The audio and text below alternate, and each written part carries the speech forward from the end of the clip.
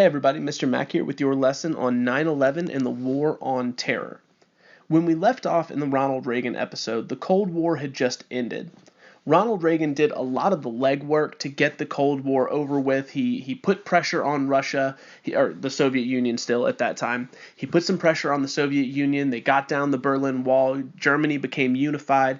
And then under the administration of George H.W. Bush, the first George Bush, don't get confused because there are going to be two today.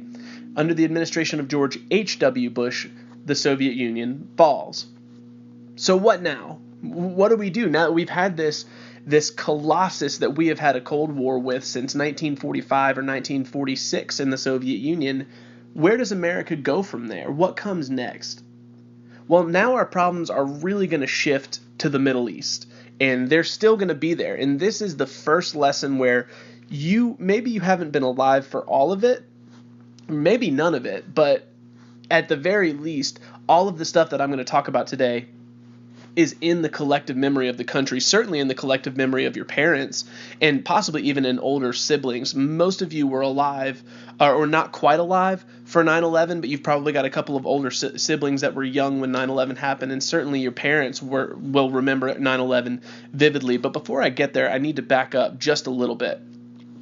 Under the presidency of George H.W. Bush, there was the question still about the Iran-Contra affair. I talked to you a lot about that in the Ronald Reagan episode, but essentially there was a question of the United States aiding a revolution in a Central American country and taking with weapons that they had sold to Iran.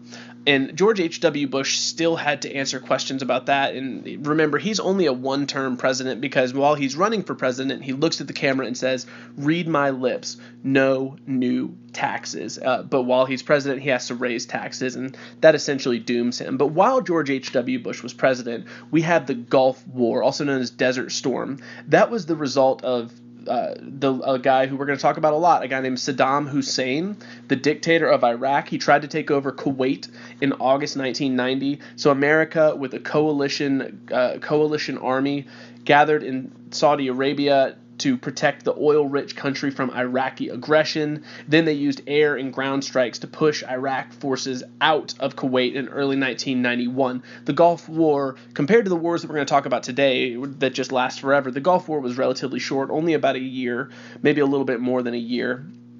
After George H.W. Bush comes Bill Clinton, who signs the North American Free Trade Agreement. No real war to speak of, some conflicts certainly, but no real war to speak of under Bill Clinton in his administration, even though he was a two-term president.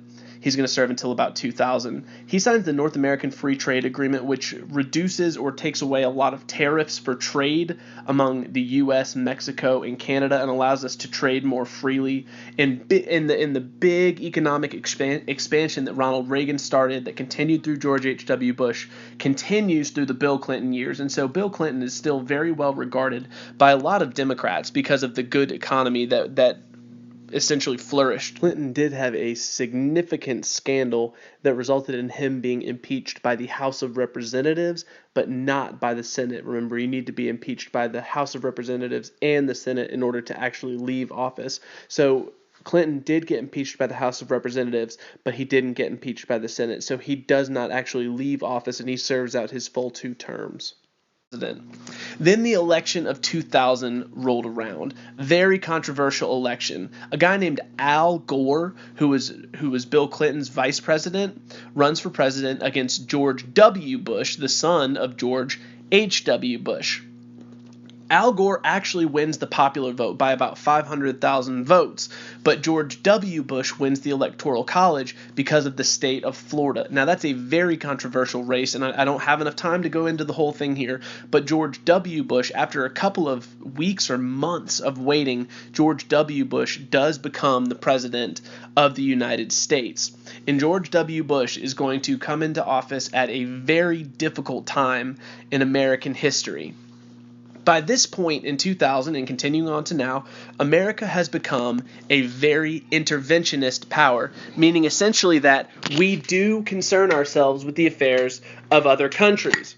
Remember John Quincy Adams, who said once, "America does not go abroad in search of monsters to destroy." Well, by 2000, 2001, 2002, we are definitely going to be doing that and had been doing it for quite a while, really since, golly, the Truman Doctrine in 1948. So George W. Bush was a Republican. He starts after 9/11, which I'm going to get into in just a minute. He starts the War on Terror, and after I explain 9/11 to you, we'll talk about what that means, the War on Terror. Is it a literal war? Is it a figurative war? We'll talk about it. On September 11th, 2001, 2 planes crash into the World Trade Center in New York City. The attacks in New York are obviously the most famous one, but this was a carefully orchestrated attack by Muslim suicide bombers at multiple points on 4 different hijacked airplanes in America. So a 3rd plane hit the Pentagon near Washington, D.C., and a 4th plane was taken back from the terrorists by the passengers who were on the plane after the terrorists had hijacked it, and they were able to crash it into a field in Pennsylvania. Unfortunately, everyone on that plane died. Slightly under, really just under 3,000 people die in total on 9/11.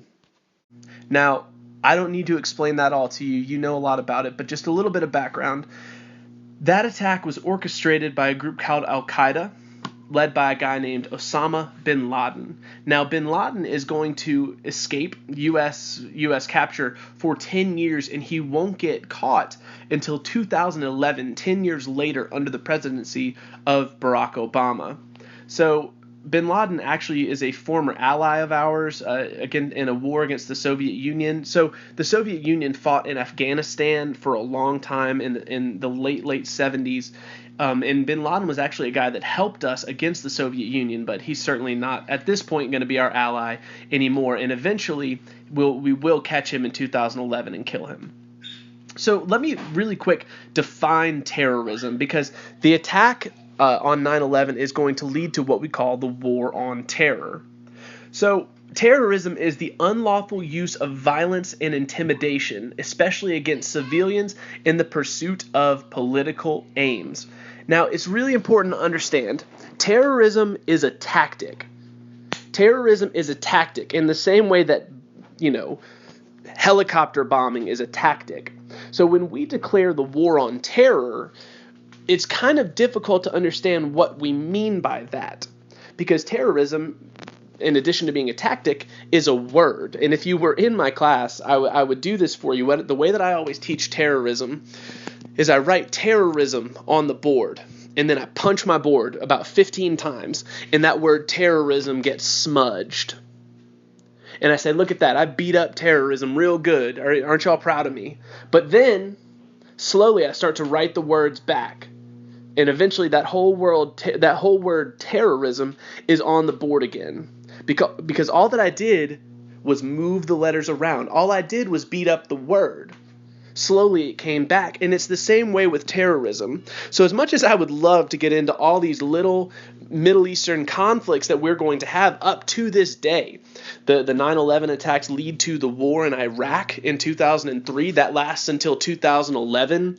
We overthrow the regime of Saddam Hussein and replace it with one that we hope will be more American friendly. It doesn't always work out like that, and Iraq is still to this day a hotbed for terrorists. But that word terrorism is going to cause us to go and intervene a lot in the Middle East. We start a conflict in Iraq in Afghanistan until 2001 that still goes on today, 2020.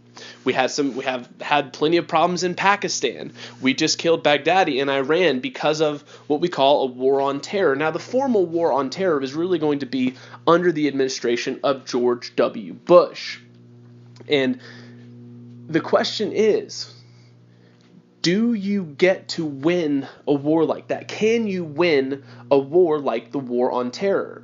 And if you can't win, does that mean that you don't fight it? Would you argue, do you just not fight terrorism? Do you just let it go?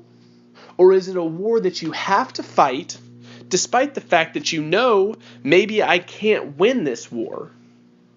What does that mean? And so it's really not a question for me to answer, but as a person living in the 21st century, you have to consider it. Remember the Vietnam War, where we went and fought against a word. We fought against communism. And we fought our darndest. Those guys fought hard. But eventually we had to leave, and communism took over. I'm not saying that's what's happened in the Middle East. I'm certainly not saying that. But we do find ourselves in a similar situation. And it all started because really, golly, going way back to the Spanish-American War, when America intervenes in Cuba, we start a rolling stone that is still rolling down the hill of America intervening in other countries' problems. And we're still doing that in the Middle East. And you could say, well, we're doing that to protect our interests. That's absolutely true. We're doing it to end terrorism. That's absolutely true.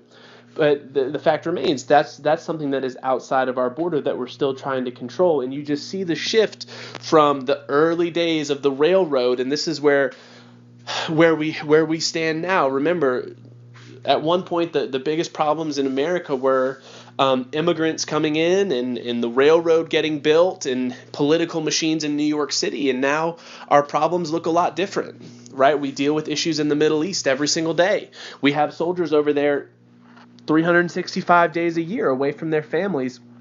And I'm not saying whether or not that's good or bad, but that is where we stand now, right? We fight against terrorism. That is our primary war here in the 21st century, and it's a rolling war. Like I said, we could get into all kinds of conflicts, but the fact is that America is still to this day, whether formally or not, you may not necessarily call it anymore the war on terror, we are still fighting the war on terror, and America has become the world's policeman. Again, whether or not that's a good or a bad thing, you might say, look, the world needs America. We need to share our values, we need to spread, we need to take care of people. Or you may say, no, I don't think so.